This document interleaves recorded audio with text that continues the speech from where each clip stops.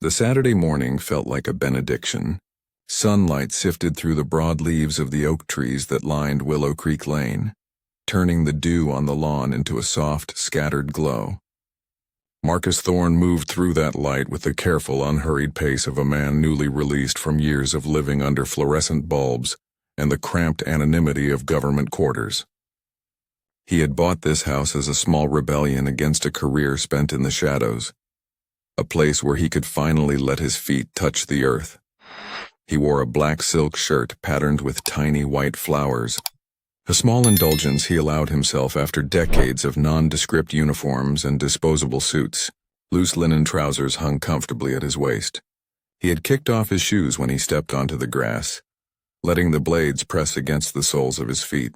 A garden hose hissed in his hands, the cool spray arcing over newly planted rose bushes. The scent of cut grass mixed with the faint sweetness of hydrangeas in bloom.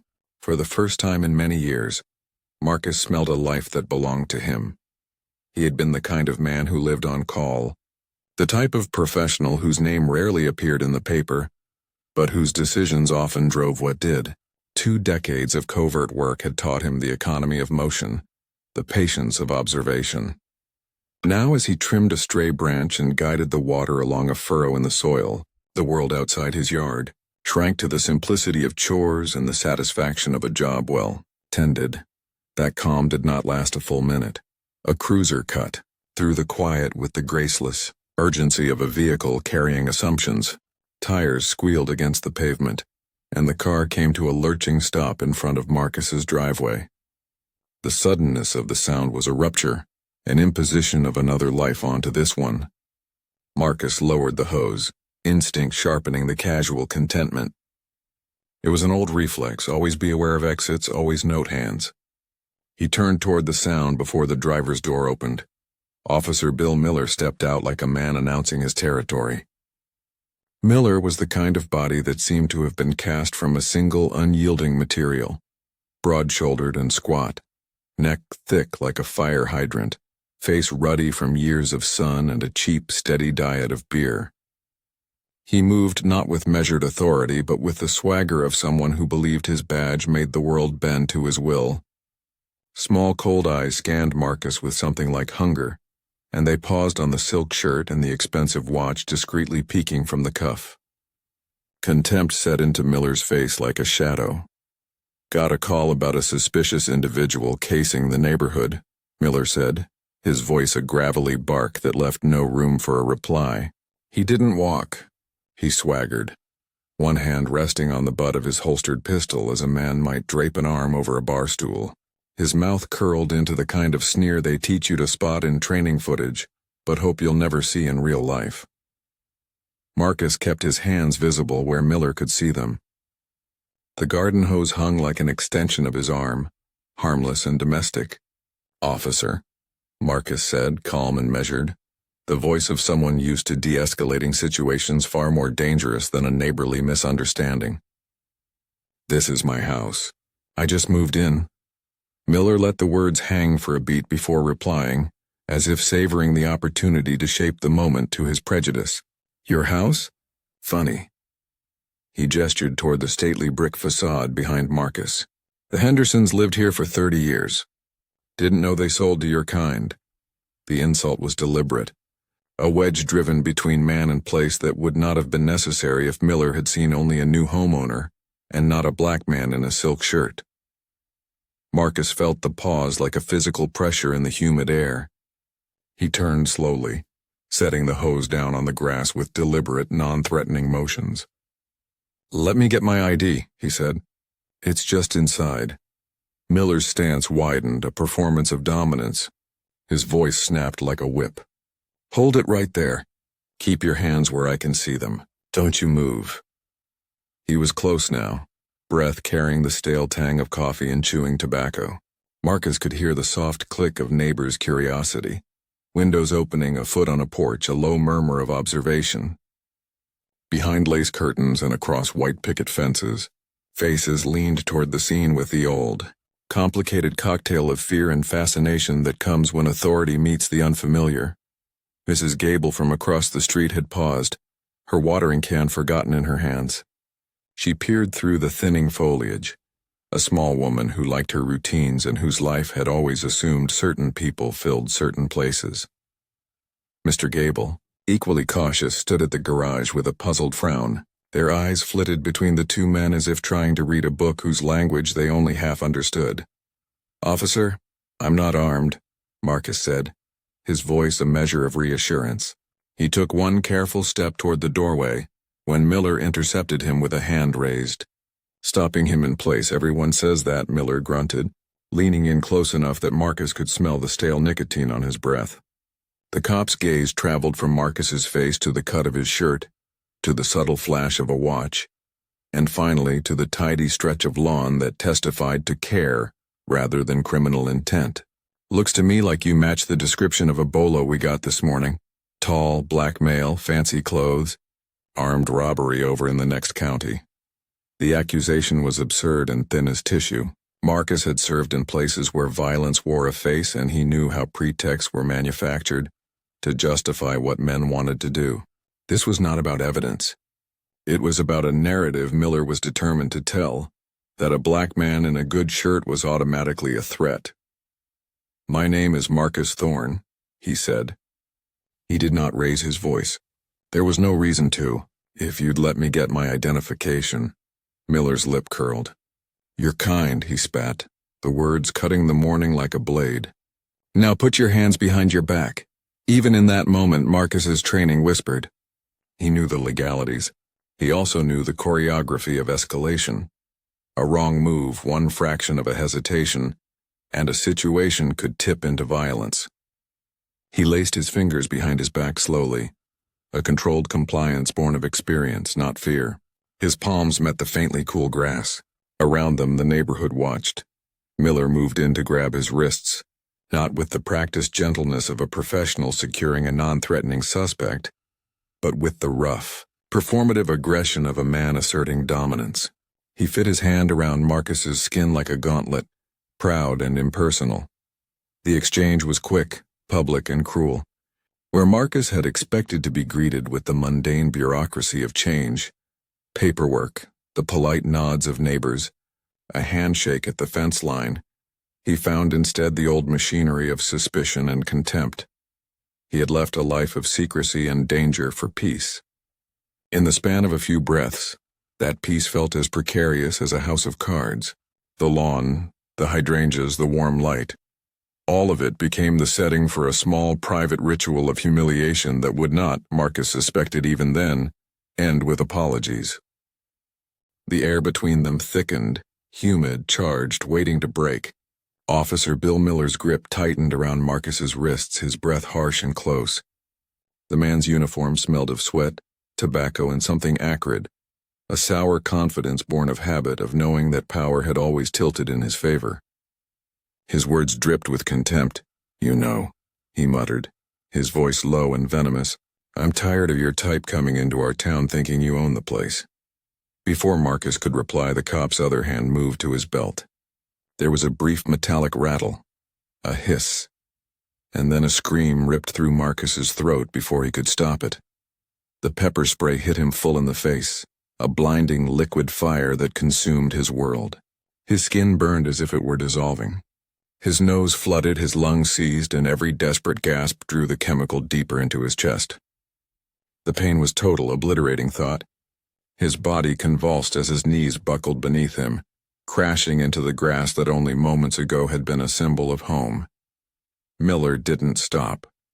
"On your knees," he barked, his voice cracking with triumph as he shoved Marcus hard from behind.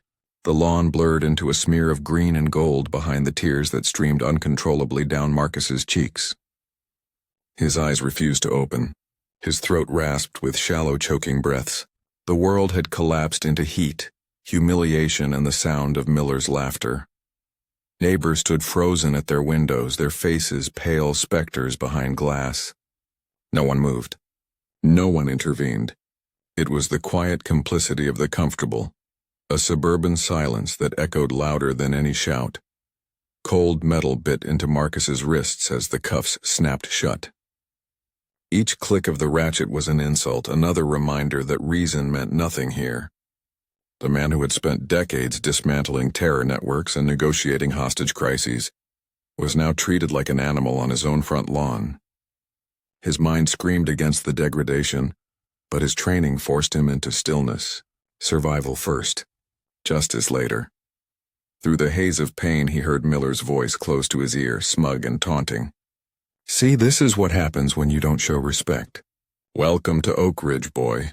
The word boy lingered like a stain, the final degradation. Marcus could no longer distinguish the individual sounds around him, the rustle of trees, the faint whir of a lawnmower in the distance, the drip of the garden hose still running somewhere behind him. All of it folded into one long throbbing roar in his head. The humiliation burned hotter than the pepper spray. He felt the rough tug of Miller pulling him to his feet, shoving him toward the cruiser. The officer's movements were theatrical. He wanted an audience. Every push, every shove was part of the same performance that had played out in countless driveways across America, just never one like this. Miller thought he was teaching a lesson. He had no idea what kind of man he had just laid hands on. The back seat of the patrol car was stifling, a plastic oven that trapped the heat and the reek of sweat. The cuffs cut deeper into Marcus's skin as the car jolted forward. His face burned. His throat begged for air. He pressed his forehead to the cool divider glass, forcing his breathing to slow. The years of discipline returned, pushing back the chaos. Control the body. Control the mind. From the front seat, Miller whistled off-key, cheerful, satisfied. Occasionally, he checked the rearview mirror, meeting Marcus's blinded gaze with a smirk that said he had already written the story in his head. To him, Marcus was a trespasser, a criminal, an example. Marcus said nothing. He let the silence settle like a coiled spring. He was cataloging every detail: the time of the stop, the lack of probable cause, the illegal use of force, the denial of medical care. Each fact was a weapon to be used later. Miller believed he was playing a small-town game of dominance. Marcus was already thinking on a federal scale. As the cruiser rolled through the pristine streets of Oak Ridge, Marcus caught fleeting glimpses of manicured lawns and mailboxes painted white. He thought about how quickly peace could shatter, how a dream home could become a stage for cruelty in less than a minute. He had seen injustice in foreign cities, in regimes built on fear and propaganda. But this was personal. This was the rot beneath the veneer of civility he had once sworn to protect. The car turned onto the main road, the rhythmic thump of tires against asphalt marking the passage of seconds. Each one brought him closer to the small, squat building that housed the Oak Ridge Police Department. The irony was almost laughable. A man who had spent his career upholding the law, now being dragged into its most corrupt corner. The pain in his eyes had dulled to a deep, throbbing ache by the time the car stopped. The taste of pepper and salt filled his mouth. He could still hear Miller's triumphant whistle fading into a hum. Marcus knew what kind of man sat in the front seat. He'd met his type in war zones and border towns, men who mistook fear for respect, who believed cruelty was a form of control. Men who never expected consequences. That was Miller's mistake. Because Marcus Thorne had not survived 20 years in the intelligence world by letting men like Bill Miller have the last word. The Oak Ridge Police Department was a squat, windowless building that looked less like a seat of law and more like a bunker, an ugly relic of 1970s architecture where sunlight and accountability went to die. The sign out front had once been white, but years of weather and neglect had turned it the same yellow-gray as the conscience of the men who worked inside. When the cruiser pulled up to the curb, Officer Bill Miller climbed out with the casual pride of a man bringing home a trophy. He yanked the rear door open and hauled Marcus Thorne from the back seat as if he were unloading a piece of cargo. Marcus's face was still streaked with the oily residue of pepper spray. His shirt was stained with dirt and sweat, his wrists raw where the cuffs had bitten into them. Miller paraded him through the front entrance, his grip on Marcus's arm firm and possessive. A heavy-set desk sergeant looked up from his newspaper just long enough to register mild interest. His nameplate read Davis, a man with the expression of someone permanently bored with morality. "Got another one, Bill?" Davis asked without looking up. Caught him casing the estates, Miller said proudly, shoving Marcus toward the counter. Matched a bolo from this morning. Got a little lippy, so he had to be subdued. Subdued, Marcus repeated hoarsely, his voice raw from chemicals and restraint. You assaulted me on my own property without cause. Davis's mustache twitched with something that might have been amusement. Heard that one before, he said flatly. Empty your pockets. I need medical attention, Marcus managed, blinking against the fluorescent glare. And I have a right to make a phone call. Miller barked out a short laugh. You've got the right to shut your mouth, that's about it. He began patting Marcus down roughly, taking perverse pleasure in every motion. When he found no wallet, no ID, he turned to Davis with theatrical satisfaction. See, nothing. Just like I said. A drifter. My wallet is on my kitchen counter, Marcus said through clenched teeth. My name is Marcus Thorne. I am a federal employee. For a split second, Davis's eyes flickered. There was a pause just long enough for the words federal employee to sink in, but then the moment passed. The sergeant smirked, hiding unease behind sarcasm. Federal employee, huh? What are you, janitor at the post office? I demand my phone call, Marcus said again. You can make your call after you're processed, Davis replied, waving Miller toward the back. What's the charge, Bill? Miller leaned on the counter like a showman. Let's see. Resisting arrest, failure to identify, and disorderly conduct. He smiled wide. Yeah, that sounds about right. He was causing a real scene on his lawn. Both men chuckled. The sound echoed off the sterile walls, thick with the confidence of men who believed the system belonged to them. Marcus said nothing. He'd learned long ago that silence could be more dangerous than argument. It unnerved oppressors because it denied them the satisfaction of dominance. They pushed him down a narrow hallway into a holding cell. The metal door slammed shut with a reverberating clang that seemed to vibrate through his bones. The cell was small. Concrete walls, a bench welded to the floor, a stainless steel toilet in the corner. It smelled of sweat, disinfectant, and the faint metallic tang of despair. Marcus staggered to the toilet and splashed water on his face. It was cold and murky, but the relief was enough to force his eyes open. His reflection stared back from the polished metal, swollen, red, streaked with dirt and shame. For a man who had faced interrogation rooms in foreign prisons, it was almost absurd to feel this level of degradation at home. He sat on the bench, letting his breathing steady. An hour passed, then another. No one came. The silence was deliberate, part of the tactic. They wanted him to feel forgotten, powerless, small. But Marcus Thorne was not a man easily diminished. He had been trained to read silence as clearly as speech. He could sense them outside the door, listening, waiting for him to shout or beg. He gave them nothing. Eventually, the sound of footsteps approached. The keys jingled and the door opened. A tall man in a crisp uniform stepped inside. His hair was silver, his smile polished and cold. The name tag on his chest read F. Donovan.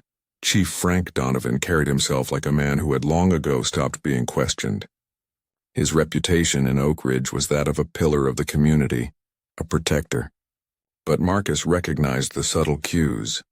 The smug ease of a man who believed his authority was absolute, the glint of calculation in his eyes.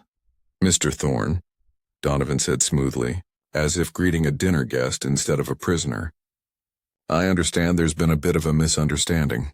Marcus didn't bother to stand.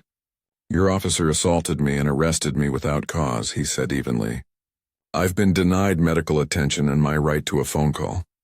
Donovan stepped closer, his hands clasped behind his back. Officer Miller can be overzealous, he said. He's very protective of our community. When he sees someone who doesn't belong, he acts. I own the house at 124 Willow Creek Lane, Marcus replied. I belong there more than he does. Donovan's smile tightened. That's a matter of paperwork, isn't it? And paperwork can get complicated. Sometimes it gets lost. He leaned in slightly, lowering his voice. Here's how this is going to go. You're going to accept the disorderly conduct charge, pay a small fine, and be released this evening. We all forget this ever happened. It's the simplest path for everyone. It was an offer wrapped in the language of mercy but rooted in coercion. Donovan's eyes dared Marcus to refuse. And if I don't accept? The chief's expression hardened, the facade slipping. Then the resisting charge sticks. Assaulting an officer, too. We'll find that wallet eventually, but by then your life will be a legal nightmare. You'll lose your job. Maybe your house. So, Mr. Thorne, are you going to be simple or complicated? He turned and walked out, leaving the door cracked open just enough for Marcus to see Miller and Davis watching from the booking desk. Smug and certain. The system wasn't broken, it was functioning exactly as they intended. The door shut again, sealing him inside the stale air. Marcus sat back against the wall, his face impassive, but inside a fire was building. It wasn't the hot, reckless fire of anger. It was the cold, measured burn of purpose. These men thought they had caged him. They had no idea who they were dealing with. He replayed every detail in his mind. The stop, the assault, the false report. He knew exactly what kind of machine he was trapped in. One that fed on fear, ignorance, and procedural lies. And he knew how to dismantle machines.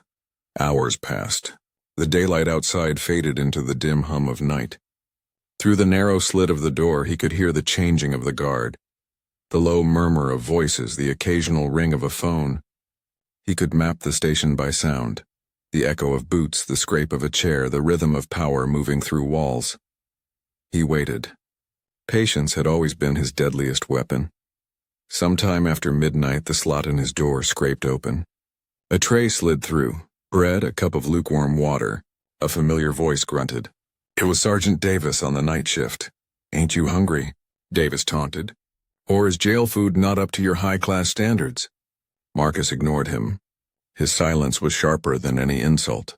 From the corner of his eye, he noticed another figure. A younger officer. New, uncertain. The name on his badge read Evans. His uniform was still crisp, his posture stiff with unease. Leave it, kid, Davis said. He'll eat when he's hungry enough. Their footsteps faded down the hall and the silence returned. Marcus waited another 10 minutes before moving toward the tray. He didn't care for the food, but he drank the water, needing the clarity it brought. When he set the cup down, he heard the footsteps again. Only one set this time, lighter and hesitant. The slot opened and another cup slid through. This one was cold. Figured you could use this, a quiet voice whispered. Marcus moved closer. Through the narrow gap he saw Evans's face, the tension in his jaw, the conflict in his eyes. Why? Marcus asked softly. Because what Miller did wasn't right, Evans whispered back.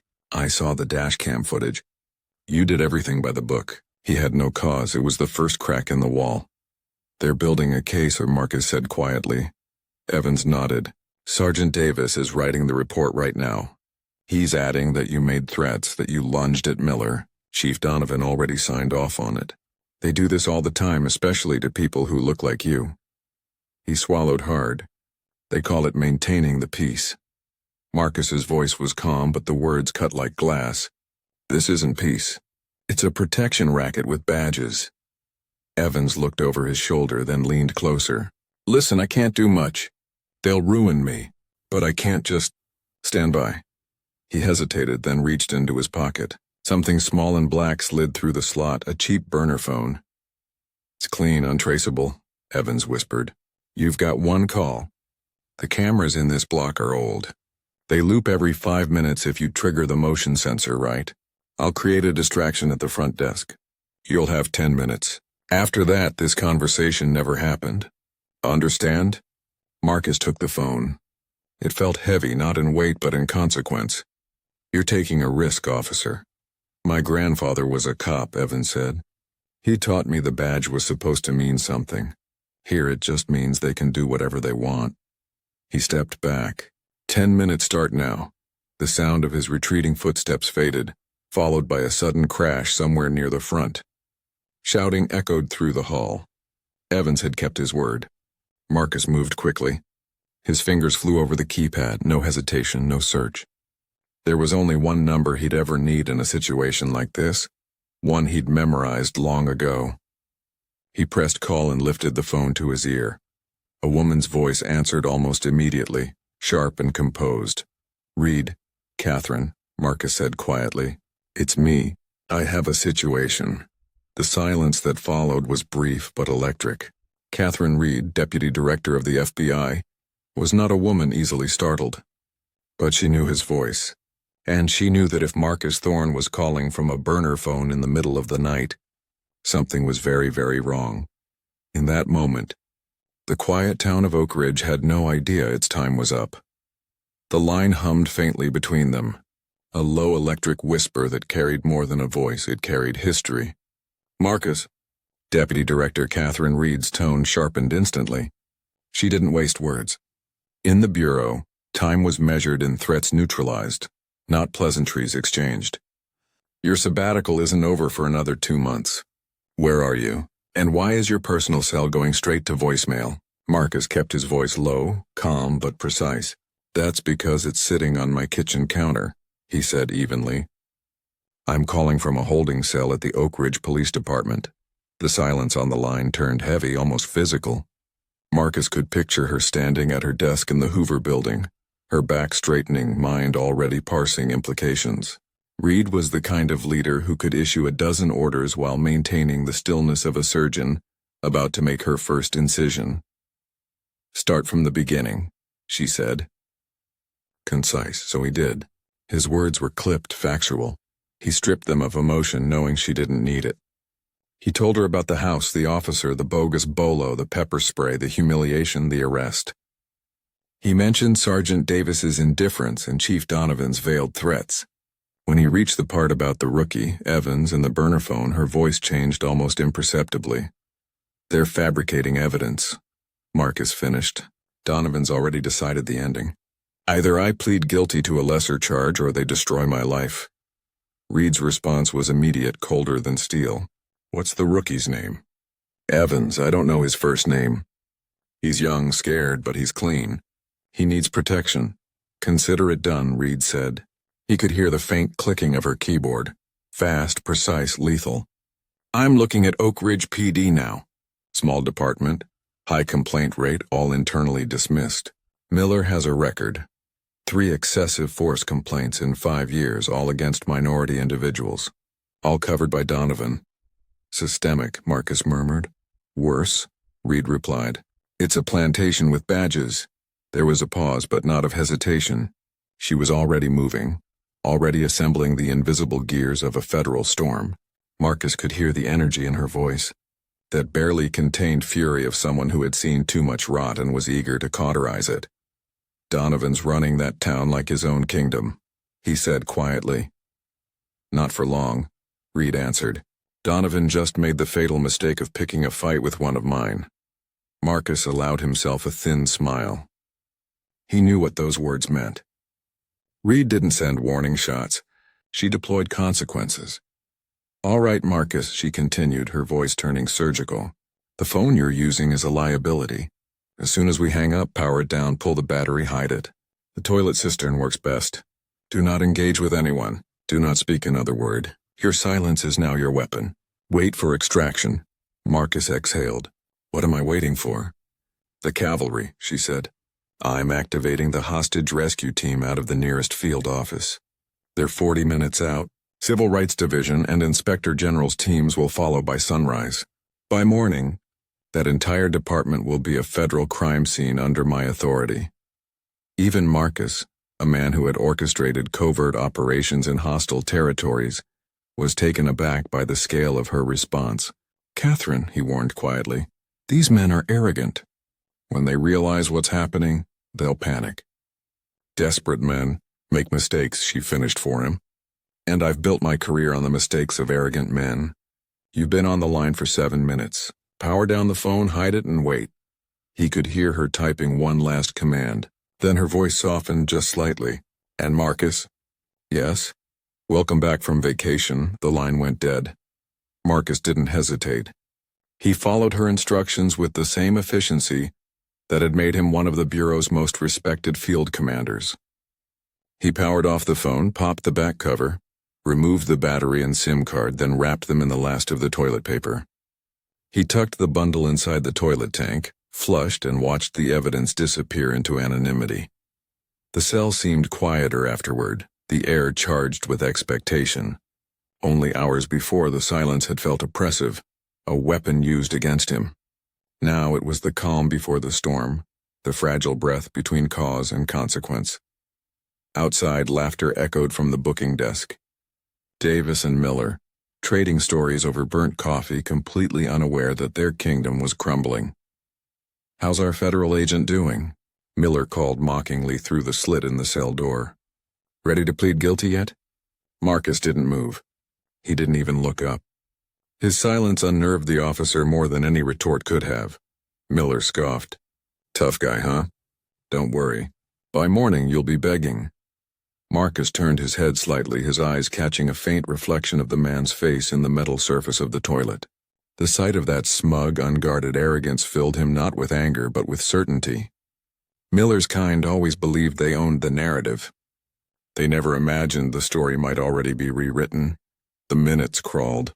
Then, somewhere in the distance, a low rhythmic vibration stirred the air. At first it was faint, blending with the hum of the building's fluorescent lights. But Marcus recognized it immediately. Helicopter blades, far off but closing fast. Davis didn't notice. Miller didn't either. They were too busy laughing at their own jokes, too lost in the false security of power. A convoy of black SUVs sped down the interstate toward Oak Ridge, their engines a muted growl beneath the steady beat of rotors above. Inside the lead vehicle, tactical agents reviewed blueprints of the police station. Their faces were unreadable behind night vision goggles. They had been deployed on hostage rescues, terrorist takedowns, cartel raids, but never a mission quite like this. A federal extraction against a local police department. The town itself slept on, oblivious. Oak Ridge's manicured lawns and cul-de-sacs gleamed under the moonlight, peaceful and deceiving. But the peace was about to shatter. Marcus sat motionless, listening. He could feel the shift in the air, an almost imperceptible tremor beneath his feet. His instincts told him it was time. The storm had arrived. At the front desk, Davis sipped his coffee and leaned back in his squeaky chair. "You think the chief will give you a commendation for this one, Bill?" "He'd better," Miller grunted. "Took a real menace off the streets today. Could have been dangerous. I was in fear for my life," he laughed, and Davis joined him. Their arrogance filled the room like static. Outside, the streetlights dimmed briefly, blocked by the silent movement of vehicles closing in. The first sign of intrusion came as a muffled thump against the front doors, soft, almost polite. Then came the second, louder and final. The double doors exploded inward, wrenched from their hinges by a hydraulic ram. Shards of glass cascaded across the tile. Before the officers could process the sound, a black-clad figure surged through the smoke, ballistic shield raised, rifle steady. The letters FBI gleamed in white on his chest. Behind him came a dozen more, moving with the synchronized precision of men who did not miss. Red dots swept the room, locking on targets. "FBI," a voice thundered. "On the ground now." Coffee cups fell. Papers scattered. Miller froze, eyes wide. For a heartbeat, disbelief held him still. "What the hell is this?" he managed before an agent vaulted the counter and slammed him face first into the desk. His protest dissolved into a grunt as his arms were pinned and zip-tied behind him. Davis tried to rise, but another agent had already shoved him to the floor, a knee grinding between his shoulders. "Who's in charge here?" Davis sputtered, half-choked, face pressed against the linoleum. The tactical team parted. Heels clicked against the tile, measured, unhurried. A woman in a tailored black suit strode through the doorway, her presence cutting through the chaos like a scalpel. "I am," Catherine Reed said. She didn't raise her voice. She didn't need to. Authority followed her like gravity. She walked past the two restrained officers without acknowledgement, her gaze fixed down the hallway toward the holding cells. "Where is he?" An agent handed her the keycard recovered from the front desk. She took it, motioned for two of her men, and strode toward the back. The metallic crack of the lock breaking echoed down the corridor. Marcus stood as the cell door swung open. For a moment, the sterile light from the hallway framed her like a figure from another world, the calm eye of the storm she had summoned. Her sharp eyes flicked over his swollen face, the reddened skin, the bruised wrists. Fury flashed briefly in her expression before she reined it back into professional composure. "Agent Thorne," she said formally for the benefit of those within earshot. "Are you injured?" "I'm operational director," Marcus replied, his voice steady. "Good. Let's get you out of here." Two agents stepped forward, cutting the cheap handcuffs from his wrists. Marcus flexed his hands, the circulation returning in a dull ache. As they escorted him out, he passed Miller and Davis, both now zip-tied and kneeling. Miller's face was twisted in confusion and terror. "Wait a minute," Miller stammered, his voice cracking. You're really a Fed?" Marcus stopped just long enough to look him in the eye. He said nothing. He didn't need to. The truth had already demolished Miller's world more completely than any words could. Reed turned to the disgraced officer, her tone glacial. "Officer Miller, you are under arrest for the assault and unlawful imprisonment of a federal officer. You have the right to remain silent. I strongly suggest you use it." The words hung in the air, final and irrevocable. As Miller was led away, his swagger gone, Marcus spotted the young rookie, Evans, standing near the back of the room. The agent beside him spoke softly, reassuring him. Their eyes met for a brief moment. Marcus gave the young man a nod, small, almost imperceptible, but full of meaning. Evans had risked everything to do the right thing. The night air outside was cool and sharp as Marcus stepped into it. The once quiet street was now alive with motion. FBI vehicles, tactical teams, lights sweeping over the building that had been Oak Ridge's fortress of corruption. Above, a helicopter circled slowly, its searchlight gliding across the roof like a celestial reckoning. The Oak Ridge Police Department was no longer a police station. It was a federal crime scene. Reed stood beside him, hands clasped behind her back, watching her agents move with precise efficiency. Her expression was unreadable, but there was a quiet satisfaction beneath the steel. "It's over," she said. Marcus looked back at the building. The shattered glass, the humbled tyrants, the flashing blue and red lights reflecting against the darkness. "No," he said softly. "It's just beginning." Reed glanced at him, her eyes narrowing in acknowledgement. "Then let's finish what they started." The night hummed around them, alive with consequence. Justice, at last, had found its way to Oak Ridge, and it had arrived wearing black. The dawn broke cold and clean over Oak Ridge, the kind of morning light that exposed every imperfection. For years, the police station on Willow Avenue had stood as an emblem of unchallenged power, its cracked bricks and peeling paint camouflaged by the illusion of authority. But this morning it was stripped bare. Yellow federal tape cordoned off the entrances. Agents in windbreakers moved briskly in and out of the building, carrying boxes of files, hard drives, and evidence bags. The air vibrated with purpose and reckoning. The night before, chaos had ruled the streets. Now came the order of justice, the organized hum of federal procedure grinding into motion. Every corner of the station was being photographed, cataloged, and tagged. A dozen officers, still in uniform, sat cuffed in folding chairs outside the main entrance, their badges and service weapons sealed in plastic bags at their feet. They stared straight ahead, hollow-eyed, stripped of the authority that had shielded them for years. Inside a mobile command center parked across the street, Marcus Thorne sat at a long table beside Deputy Director Catherine Reed. His face had been cleaned, his injuries treated, and his posture restored to that effortless confidence that came from decades of control under fire. But beneath that calm exterior, there was a restrained fury, a silent, precise anger that had nothing to do with revenge and everything to do with justice.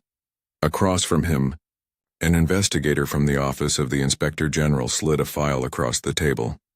"We've reviewed the arrest report Officer Miller filed," the man said.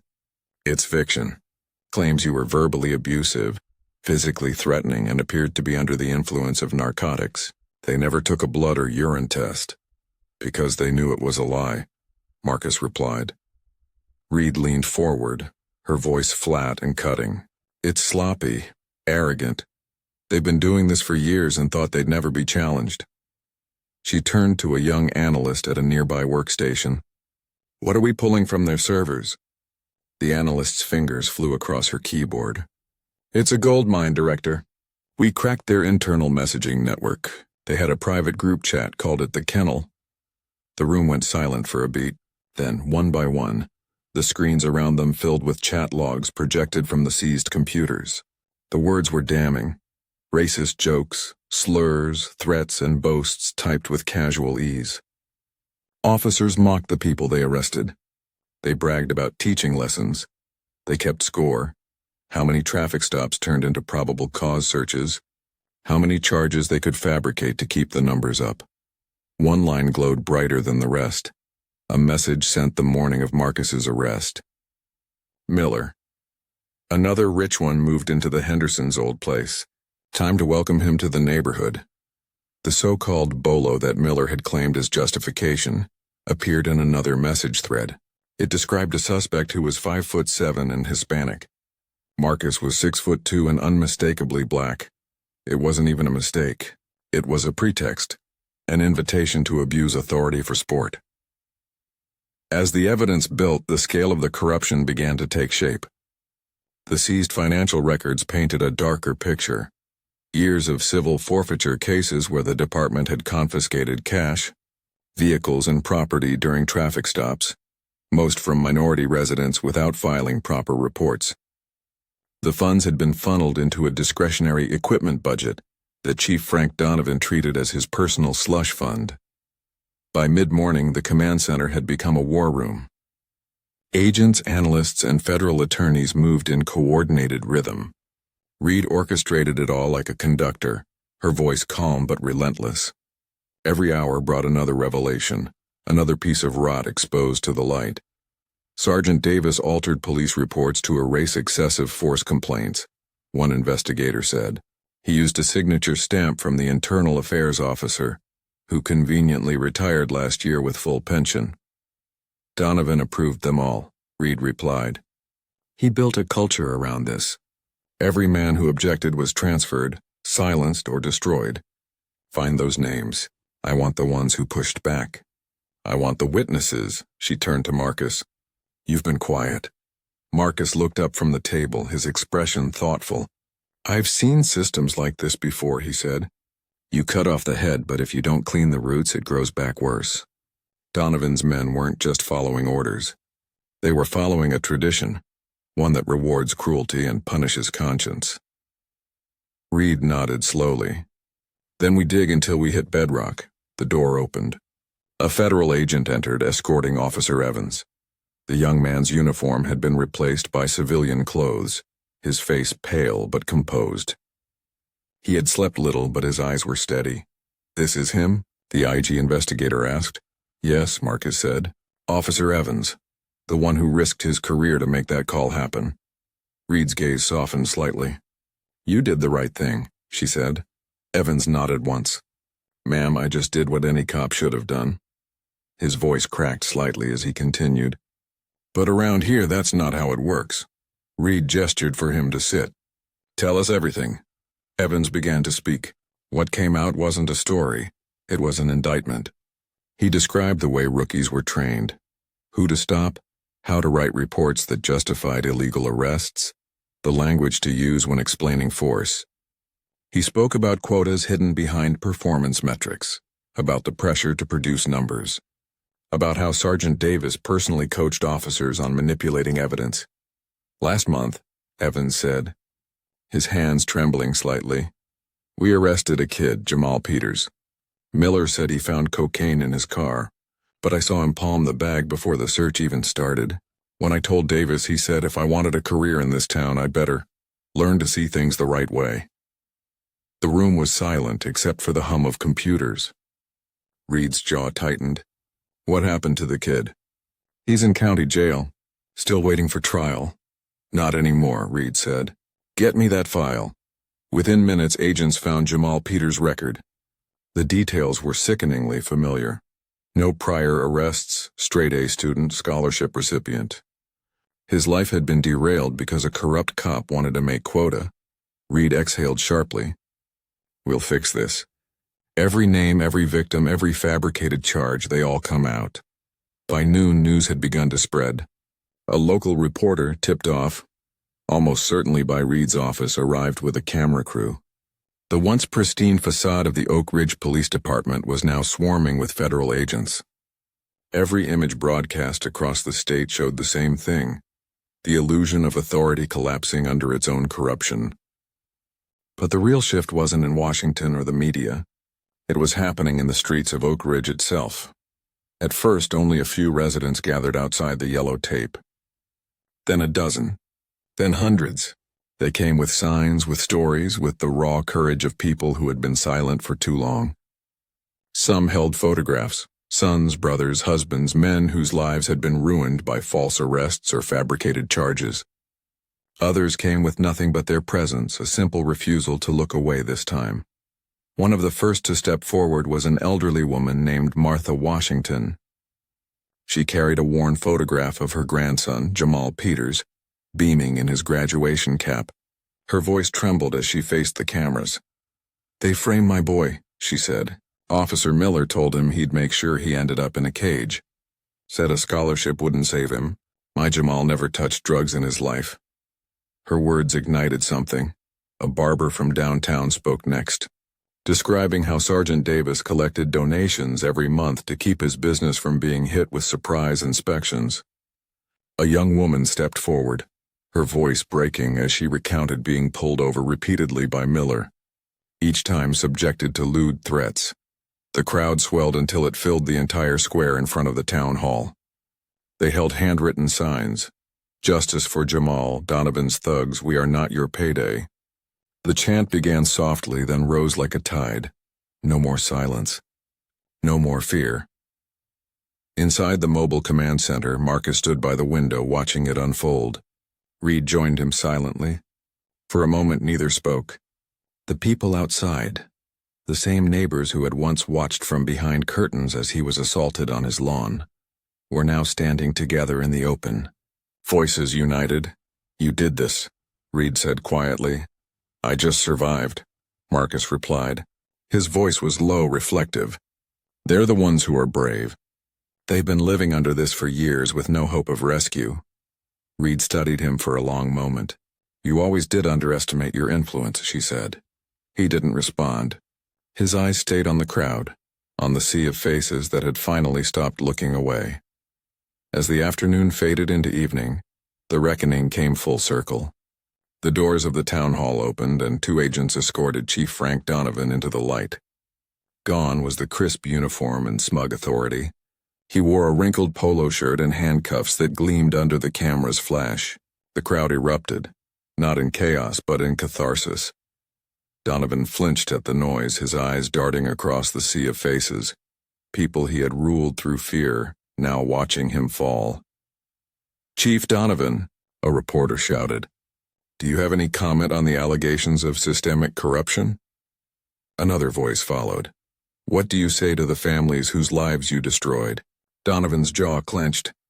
He said nothing. His power had evaporated, leaving behind only a hollow man. Behind him came Davis, looking lost and broken, followed by Miller, who still tried to snarl through his humiliation. "This is a witch hunt," he shouted, his voice cracking. "I was just doing my job." No one listened. The crowd answered with a roar of contempt, their chants drowning his words. Marcus watched from a distance. There was no satisfaction in his eyes, only gravity. Justice, he knew, was rarely clean. It was a kind of surgery, necessary, painful, and always leaving scars. When the federal vehicles pulled away, carrying Donovan, Davis, and Miller toward their new reality, a deep quiet settled over the square. The noise had been replaced by something deeper, a collective exhale. For the first time in years, the people of Oak Ridge felt the weight lifting. Marcus stepped outside, the cool air brushing against his face. Across the street, he saw Officer Evans standing at the edge of the crowd, his expression torn between sorrow and hope. Marcus approached, extended a hand. Evans took it wordlessly. "They'll come for you," Marcus said softly. "The other departments, the whispers, the cold shoulders." "I know," Evans replied. "But my grandfather used to say, if you're not hated by the wrong people, you're not doing the right thing." Marcus smiled faintly. "He sounds like a man I would have liked." "He would have liked you too," Evans said. The crowd began to disperse, but the energy remained, a sense that something fundamental had shifted. The walls that had protected tyranny for decades were crumbling, and in their place was something new: belief. As the first stars appeared in the sky, Reed joined Marcus again. Her gaze was fixed on the courthouse steps, now empty except for a few forgotten signs swaying in the breeze. "Do you think it'll last?" she asked. Marcus looked toward the horizon where the dawn of a new Oak Ridge was just beginning to take shape. "It has to," he said, "because this time everyone saw." The night reclaimed the town slowly, but it was not the same darkness as before. It carried with it the faint, enduring promise of light, the kind that doesn't fade once it's been found. The yellow tape came down slowly, not as a ceremonial ribbon but as a practical concession to the long, tedious work that followed spectacle. The Oak Ridge police station remained dark inside, a husk under federal receivership, but the town itself was beginning the harder, quieter labor of repair. The initial high drama, helicopters, tactical entries, the televised perp walks, had given way to a procedural marathon: forensic audits, subpoenaed records, witness interviews, and the legal choreography that turns outrage into indictments. At the mobile command center, stacks of boxes waited to be cataloged. Agents moved through the town like careful surgeons excavating an infection. They had a list of names to pursue, files to cross-check, and a ledger of abuses that read like a ledger of theft. Civil forfeiture receipts with missing paperwork, internal complaints that had never been logged, chat logs from a private network that made mockery of the department's public posture. The kennel was a starting point. Beneath it lay years of cultivated cruelty, and the evidence was multiplying like roots as investigators pulled at threads. Marcus sat across from Deputy Director Catherine Reed at the long table where strategies were drawn and redrawn. He had returned to his house for a few hours, mere hours, he told himself, so he could see the hydrangeas and feel the ordinary gravity of a place he'd bled for in different fashions. He had been given clean clothes, medical clearance, and the sort of quiet the Bureau reserves for those it protects. But he was no longer simply a survivor. He was a witness, a linchpin, and to his own quiet surprise, a moral fulcrum the town had not expected. "What's our timeline?" he asked Reed when she rejoined him. Her face bore the fatigue of someone who had slept little and ordered much. "The investigators are moving faster than usual," she said. "We'll secure indictments where the evidence is strongest, but we're not rushing. We want airtight cases, no sloppy wins that can be overturned on appeal. We'll bring down the top, then follow the vines." Her mouth tightened. "Donovan Davis Miller, those are starters. There are others who will follow." The next days were a landscape of interviews. The IG team and federal prosecutors interviewed former suspects, current victims, and, more unusually, insiders. Officer Evans repeated his testimony with increasing steadiness. Each time he spoke, his voice lost a little of the tremor it had held the first night in the booking cell. He told them about training sessions where rookies were told to look the other way when evidence didn't match the narrative. About monthly gatherings where the department's ledgers were adjusted to hide the trail of forfeited cash. About a culture that rewarded cruelty while punishing conscience. For some witnesses, his testimony was the first honest thing they had heard in years. For prosecutors, it was a human key that opened locked chests of corporate malfeasance dressed in blue.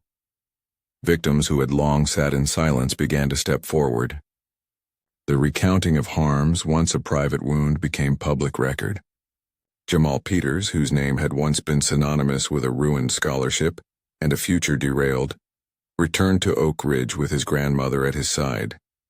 The first time he stood in the presence of the evidence that had been gathered, dashcam clips that contradicted Miller's account, audio that verified the planting of contraband, he sat very still, tears collecting where his jaw trembled. The charges against him were quietly finally dropped. The scholarship he'd been cheated out of was reinstated.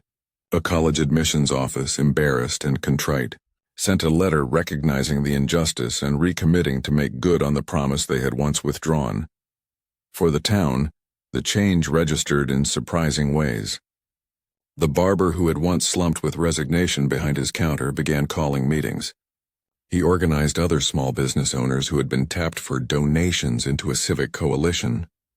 The woman who had been harassed repeatedly by Miller found a lawyer and gave a sworn statement that corroborated other accounts. Mrs. Washington, Jamal's grandmother, stood before a small press circle and read a letter she had written to the Department of Justice. Short, steady sentences that held all of the grief and no apology for it.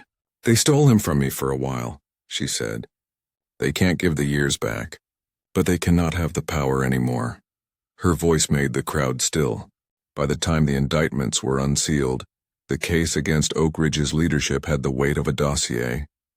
Federal prosecutors laid out a tapestry of racketeering, falsified reports, civil forfeiture schemes funneling money into private accounts and discretionary funds, witness intimidation, and a calculated policy of targeting marginalized residents. The kennel's chat logs had become more than locker room bile.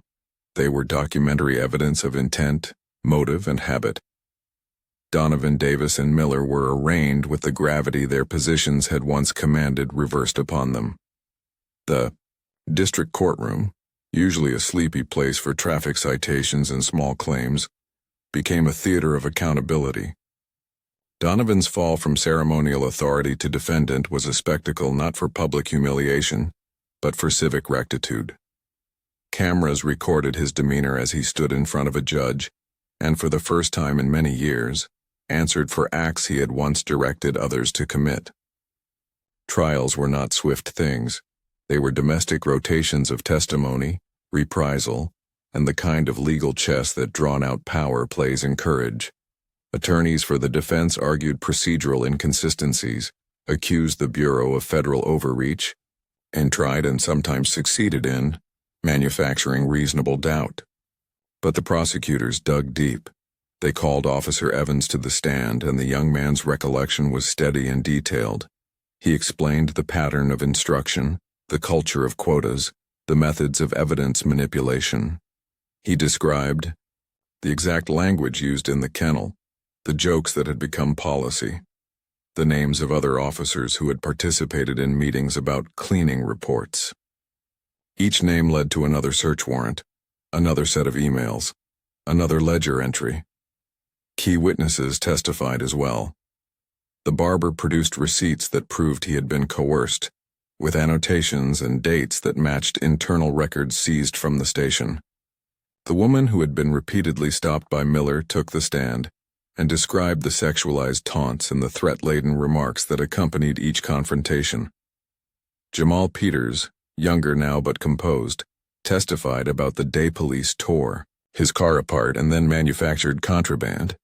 His voice, when it came, was measured and full of a quiet rage that leaned toward dignity. As the trial moved forward, plea bargains surfaced. Some officers, lower-ranking men and women who had participated out of fear or greed, accepted deals that involved cooperation in exchange for leniency. Their testimonies peeled back more layers of the department's operation. Others, those who had taken pleasure in abuse and had pocketed more than their share of ill-gotten gains, fought harder. Donovan, sensing that evidence would be relentless and that a public trial would drag into threads exposing even more corruption, eventually chose a plea that spared a jury dalliance but left little room for public sympathy. Guilty pleas on counts of racketeering and civil rights violations, coupled with cooperation agreements that shone a harsh light on the mechanisms he'd cultivated. Sentencing was another public reckoning. The judge, a stern figure, decided less by sympathy than by the letter and spirit of the law, spoke plainly. He described the record of victims, the repeated, deliberate acts of violation, and the harm to public trust. He sentenced Donovan to a term of years significant enough to ensure he would never again walk with a badge. Davis and Miller received similarly long sentences for their roles in the conspiracy.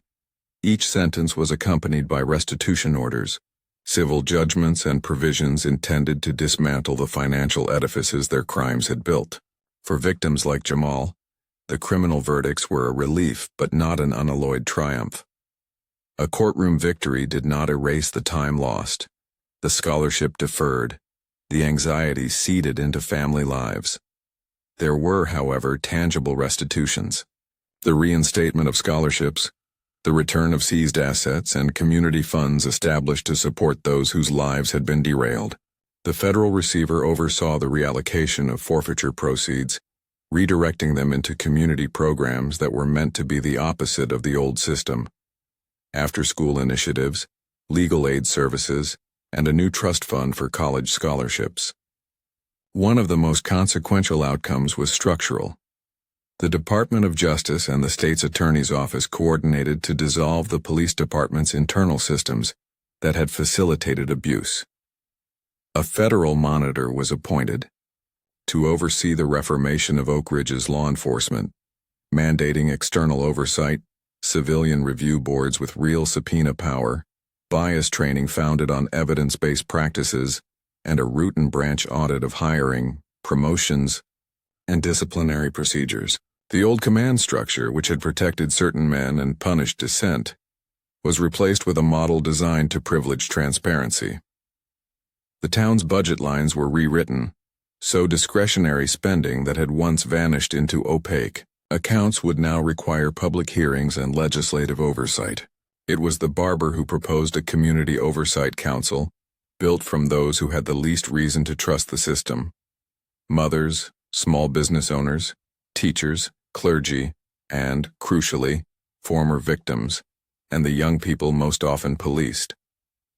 The coalition drafted a charter and submitted it to the receivership team.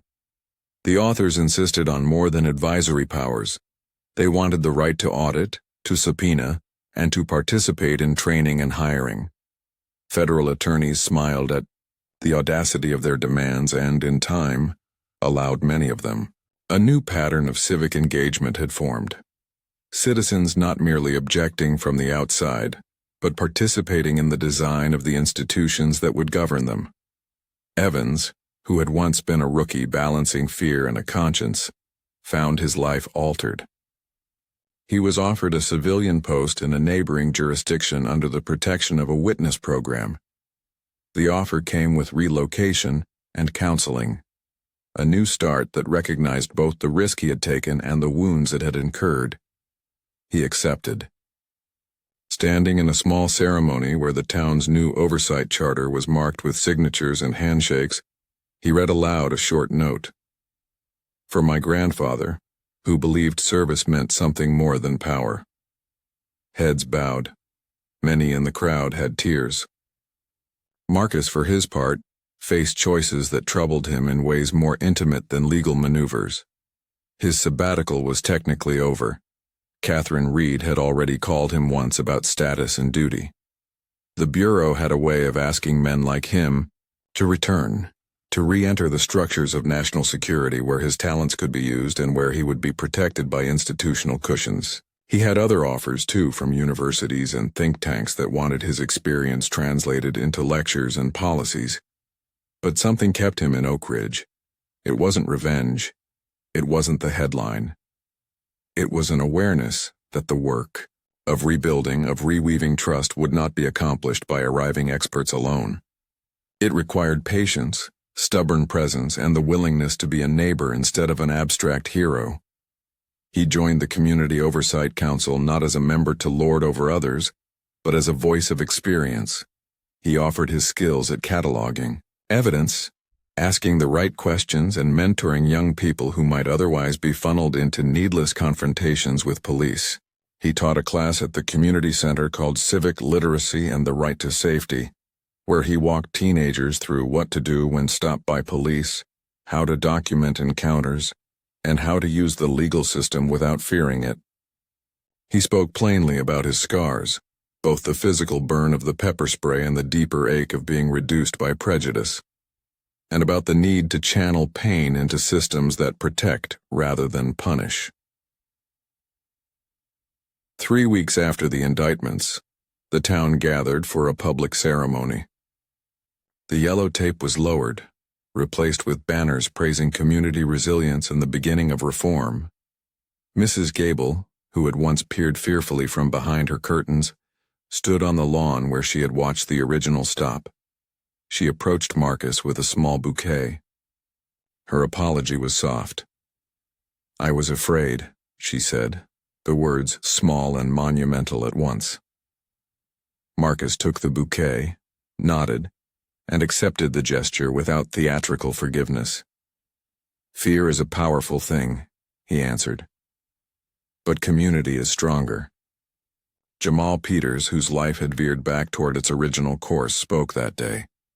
He thanked those who had stood up for him, and he spoke about moving forward with a scholarship in hand and a future that no longer looked like a closed door.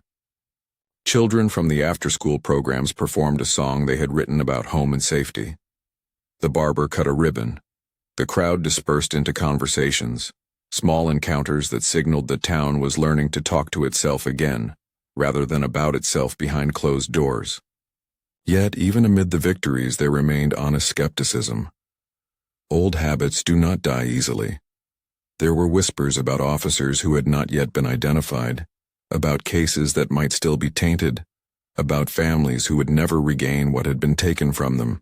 Reed acknowledged as much during a private conversation with Marcus. "This is a long fight," she said. "We can prosecute the men. We can restructure the institution. But the culture, changing that takes generations." Marcus watched the town, watched conversations unfold across porches and in church basements. He thought about the silk shirt, the petty luxury that had been used as an excuse for violence.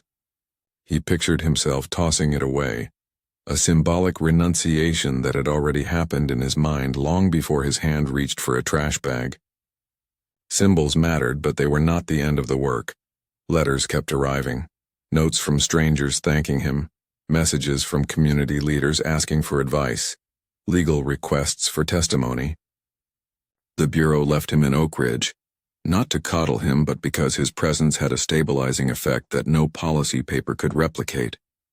He found himself accepting slowly the small, ordinary tasks of neighborhood life, fixing a leaky fence, offering a cup of coffee to a neighbor, attending a school board meeting where residents argued passionately about curriculum and safety. One afternoon, as he walked the block that had once felt like a stage of humiliation, he stopped at the place on the lawn where he had knelt. The grass was green, freshly mowed, and ordinary. A child's toy lay near a hydrangea bush. Mrs. Gable waved from her porch and called hello in a voice less tentative than before. Marcus smiled and raised his hand. There was no triumph in the smile, no gloating. There was a kind of quiet resolve, the same patient, uncompromising energy that had kept him alive through interrogations and clandestine operations. He knew scars would remain, the memory of the pain, the stare of the officer, the procedural violence he had endured. They would not fade entirely, and they would sometimes flare up, an ache when a siren passed on the street, a memory at night that made sleep more fragile. But the town had changed.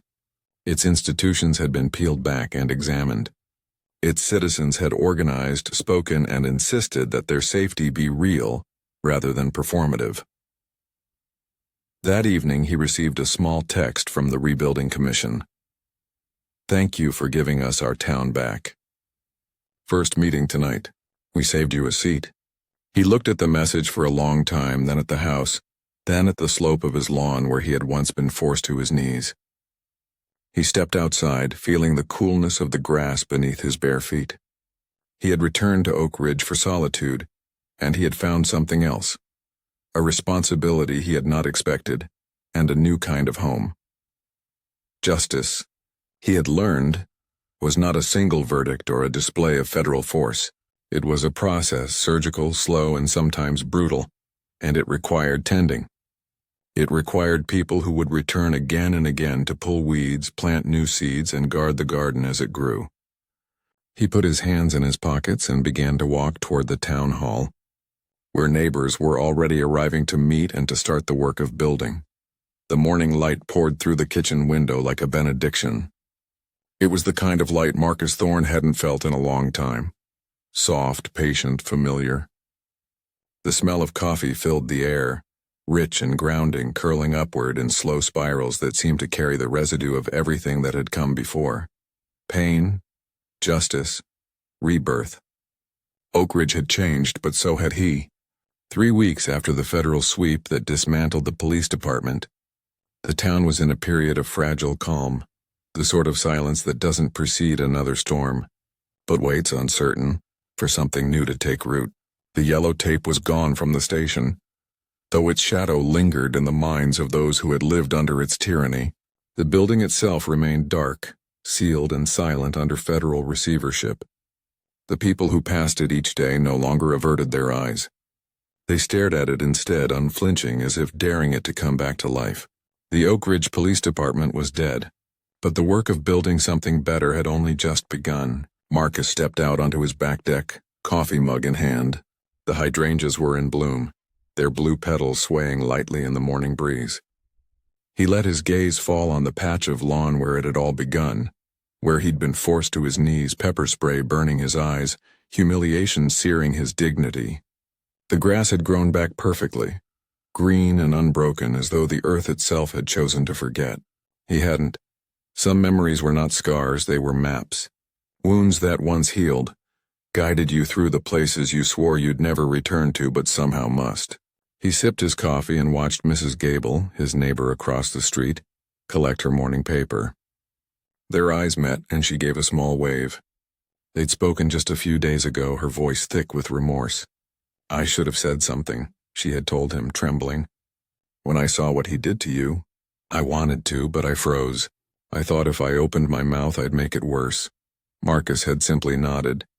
"Fear's powerful," he said. "It's how they control people. But you're speaking now. That matters." Now, as she waved, there was something in her expression that hadn't been there before. Ease. Not the shallow ease of denial, but the kind that comes from seeing that silence can be broken and the world doesn't collapse when it is. He went back inside, setting his cup on the counter just as his phone buzzed. It was a text from a local number.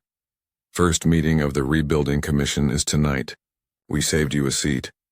He stared at the message for a moment. The words were simple, but they carried a weight that humbled him. The Rebuilding Commission was more than a name. It was a promise. A committee of townspeople, activists, former victims, and reform-minded officers who would shape what law enforcement in Oak Ridge would become. It wasn't a government initiative or a federal mandate. It was something organic, born from the ashes of everything the town had endured. He texted back one word: "I'll be there." Then he went to his study, a quiet room overlooking the street, and opened the folder Deputy Director Reed had sent him days earlier. It contained summaries of ongoing investigations, updates on the prosecution, and a letter from Reed herself, handwritten in her crisp, exacting script. "Marcus, you were right. The culture was deeper than corruption. It was systemic decay. But the operation here has already become a model case for reform. DOJ wants to study Oak Ridge as an example of community-led restructuring. I told them to start by studying you. Take the time you need, but don't disappear. The Bureau still needs your kind of integrity in the world." "Catherine," he smiled faintly. Reed wasn't prone to sentimentality. Her praise was a currency she gave sparingly, but when she did, it was earned. He folded the letter carefully and placed it back in the folder. By late afternoon, the town square was alive again. The old police station stood like a monument to everything that had gone wrong, while across from it a temporary hall had been set up for the commission's first gathering. Folding chairs lined the small auditorium. On the front wall hung a banner that read, "Oak Ridge Rebuilds, Justice, Community, Trust." Inside, the air buzzed with conversation. Marcus recognized many faces: the barber who had exposed the extortion racket, the young woman who had testified about Miller's harassment, and Mrs. Washington, regal as ever, seated near the front with her grandson Jamal by her side. There were new faces, too: local teachers, business owners, and church leaders. At the center of it all stood Officer Evans, now out of uniform but unmistakably changed. He wore a collared shirt and a simple expression of cautious hope. When he saw Marcus enter, he smiled and gestured for him to join the front row. The meeting began with brief introductions, each speaker recounting not their titles but their reasons for being there. The barber spoke first. "For years we just tried to survive," he said. "Now it's about living and making sure no one has to go through what we did. This town doesn't need fear anymore. It needs accountability. The crowd murmured in agreement. Next was Mrs. Washington. Her voice, steady but still tinged with grief, carried through the room.